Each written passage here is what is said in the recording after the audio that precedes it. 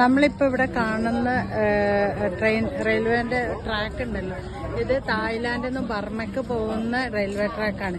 415 കിലോമീറ്ററാണ് തായ്ലാൻഡും ബർമക്ക് ട്രെയിനിൽ പോകുന്നത്.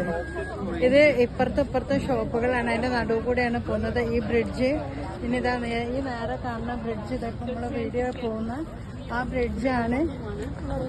കാണാം, സിയാം എന്നാണ് പറയുന്നത് അങ്ങോട്ടേക്ക്.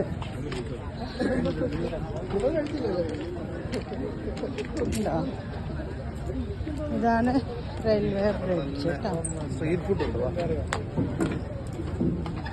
രണ്ട് റിവറുകൾ കാണാം.